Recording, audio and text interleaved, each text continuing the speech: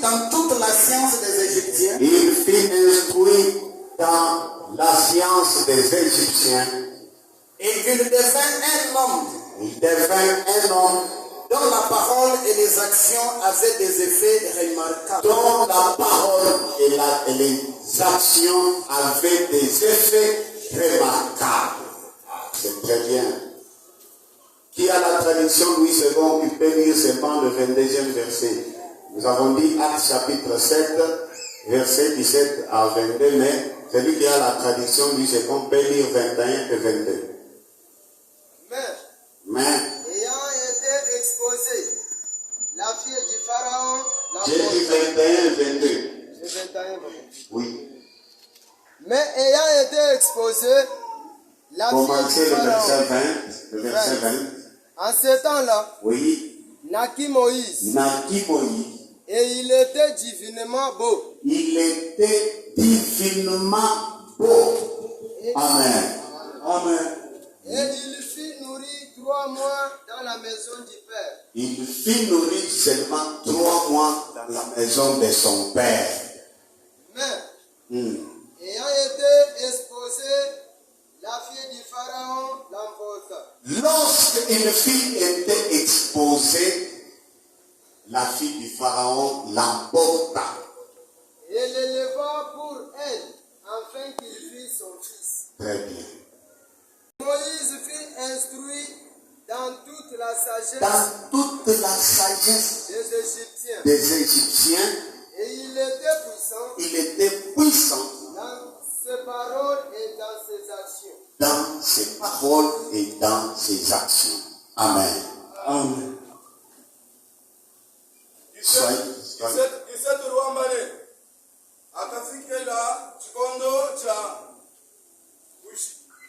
ushikishabo mulai wa kalaya zambi abalahama abwihi banto bakavulangana bakakumbana babuni mwejibitu Akafika kikondo cha Yehova kuja mila ya kalaye Abalahama bena Israël bakavulangana. Vous savez, lorsque les promesses arrivent, wakati malango iko nafika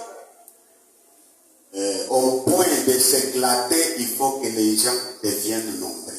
karibu ya yoko kupasuka wala kunenepa, inapaswa bantu bakuye bamingi. Continuez, lisez surtout le verset 20 à 22. 20 Rwambane muchikondo echi bakalela Mose. Très bien. Yeye wakadi mwana mwimpebe kumesu munzubu wa tatu wanji 21 akamushikisabo munzubu mwana mukazi wa pana wakamwamula wakamushisha Wakamudisha kwa mwana wanji. Même jusque là. Lisez le soir. Tutasoma kitabu cha À 22. Matendo wa Mitume mstari Lisez à 20. tutasoma mstari ya 12 katika jina la Yesu. Amen. Wakati huu akazaliwa Musa, naye alikuwa mzuri sana. Akalelewa muda wa miezi 3 katika nyumba ya babaye. Hata alipotupwa, binti Farao akamutwa, akamelewa awa kama mwana awe. Musa akafundishwa hekima yote ya Misri. Akawa hodari wa maneno na matendo. Amen. Amen. Clamons une fois de plus le roi. Je peux vous poser une petite question avant de commencer Naweza kuuliza kaswali kidogo mbele la na kwanza. prédication. Mbele ya kwanza mahubiri. On nous dit que Moïse est devenu puissant en parole et en acte. Hebu natuonesha Musa akakuya nguvu sana mu sauti na mu matendo. Pourquoi? Kwa nini? Il peut me donner la réponse. Nani anaweza nipatie jibu? Pourquoi Moïse est devenu puissant en parole et en acte? Kwa sababu gani Musa akakuya na nguvu mutendo na muneno?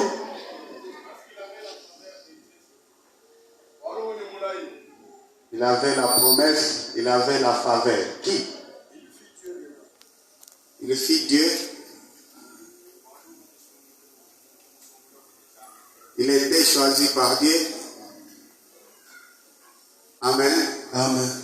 Le verset 22 nous donne la réponse. Mstari ya 12 tunatupatia jibu. Lorsqu'il fut instruit dans toutes les sciences, Wakati alifundishiwa masomo yote wala maujuzi yote ya Misri, il était devenu alikuwa puissant en parole et en acte. na nguvu musauti na mumatendo. Est-ce que vous avez relu ce verset-là? Unasomuluna tena ile verse. Oui, relis. Relis même là-bas, papa. Verset 22. Ah.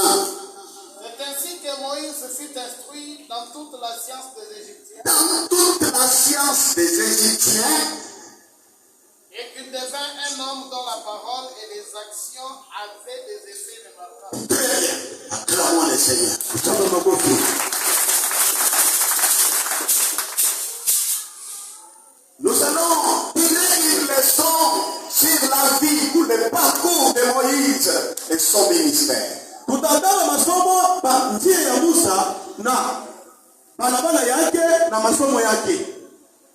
Dieu appelle Moïse Mungu anamuita Musa au moment où le peuple d'Israël croissait de plus en plus et le temps de l'éclatement de la promesse s'approcha. wakati ile taifa ya Misri ilianza kunenepa kuzambalala, wakati ile malango ilikaribia Taifa ya Israël. taifa ya Israeli. Le peuple croissait Taifa ilianza kunenepa et les jours s'approchaient na masiku inatofa pour que l'explosion des promesses que Dieu avait promis à Abraham puisse atteindre son peuple. tuya kutimia wala kupasuka kwa malango ile Mungu alilaka Israeli taifa yake. Amen. Amen.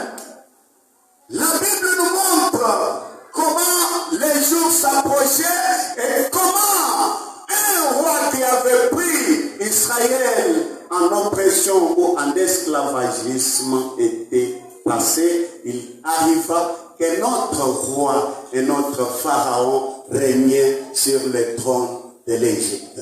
Biblia inatuonyesha wakati mfalme ule alibamba Israeli kubutumwa, pale anapita wala anafariki, kunakuya mfalme mwingine ule anabeba Israeli. Lorsque les promesses approchent, les combats s'accentuent. Wakati malango iko na chofa, vita iko na nenepa tena. Lorsque les promesses arrivent au point de germer dans la vie d'une personne, les combats s'accentuent aussi. Wakati malango inakaribia, inakuya karibu ya kuchupuka mu maisha ya mtu, mpita iko na nenepa na iko na lamuka tena ya mingi.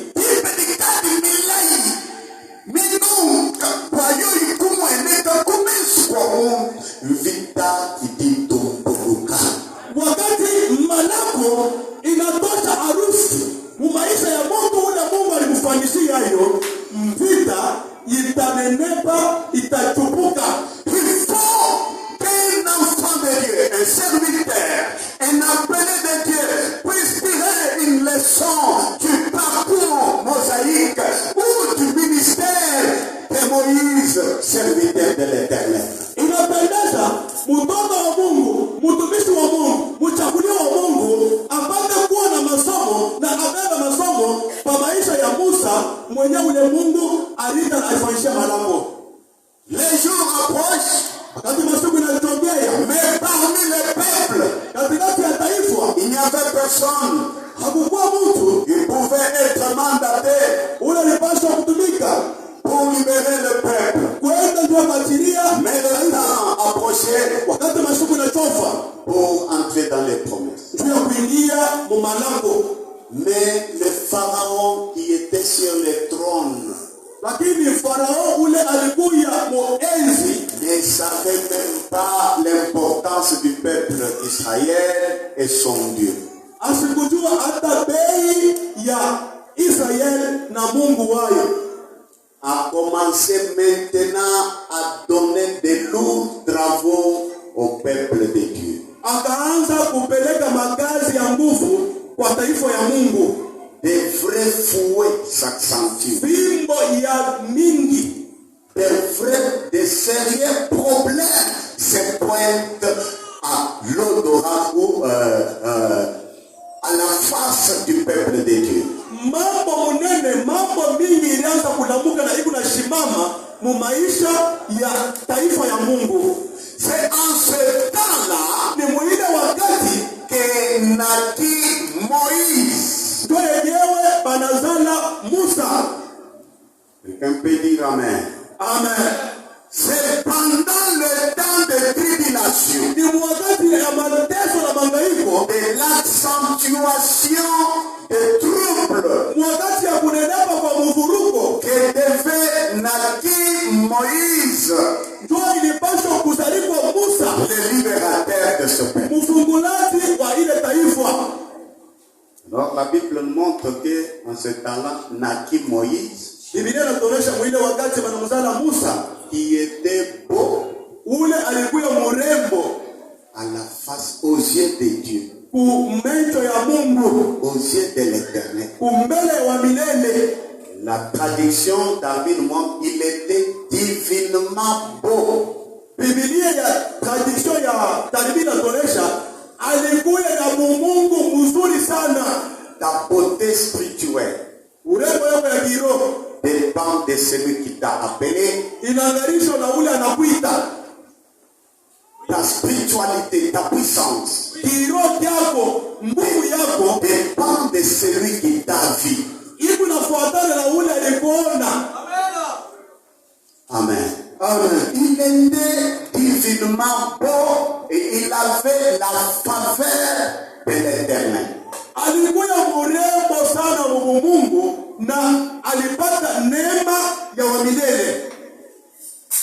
Né d'un père hébreu, Nazaliwa na baba Mwebrania, connaisseur de la doctrine du peuple hébraïque, mwenye kujua mafundisho ya misingi ya taifa ya Ebrania, qui éleva son fils seulement 3 mois.